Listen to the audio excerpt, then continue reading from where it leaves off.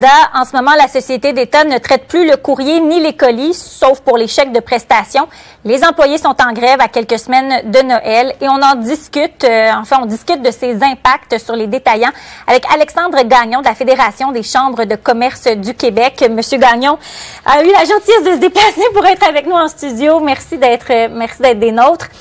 Est-ce qu'on sait la proportion de commerçants québécois ou canadiens qui peuvent être touchés directement ou indirectement par cette grève? Oui, merci, Mme Ormina. Enchanté. C'est 80% environ des détaillants, des commerçants un peu partout au Canada qui utilisent Post Canada, qui n'ont pas toujours accès aux autres services de livraison. Et en quoi, pour eux, ça va être problématique au cours des prochaines semaines? Bien, évidemment, ça va allonger les délais, mais ça va allonger également les coûts.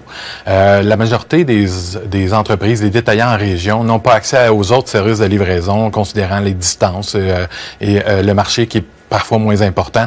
Ce qui veut dire que pour les commerçants des régions, plusieurs d'entre eux n'auront pas accès à la clientèle ailleurs que dans leur localité.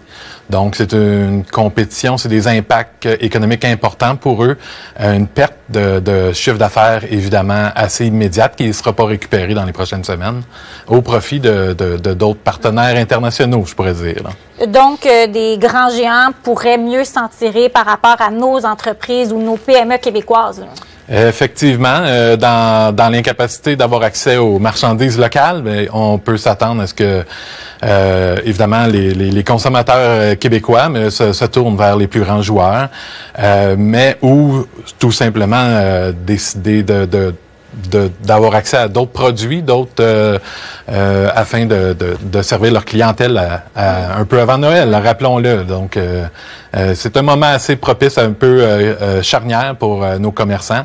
Ça va se faire ressentir pour plusieurs d'entre eux pour probablement plusieurs mois, si c'est non années.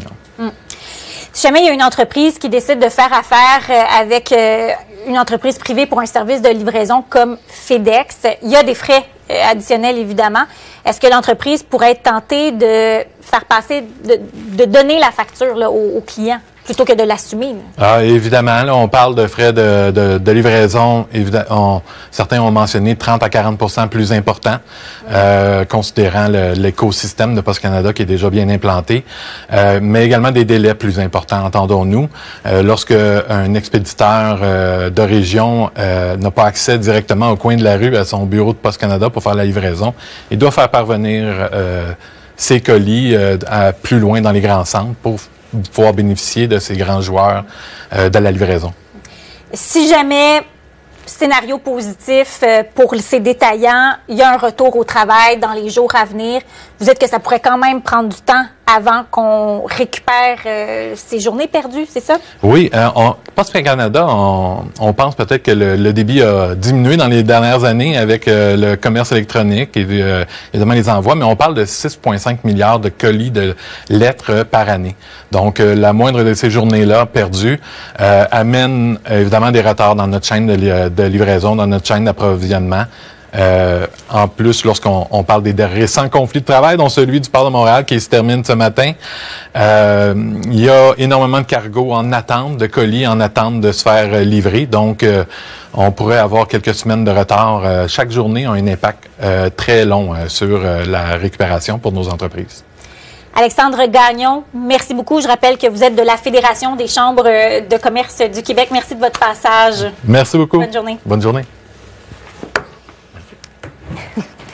Et puis, c'est une grande journée à Québec. Le Père Noël en personne est aux Galeries de la Capitale.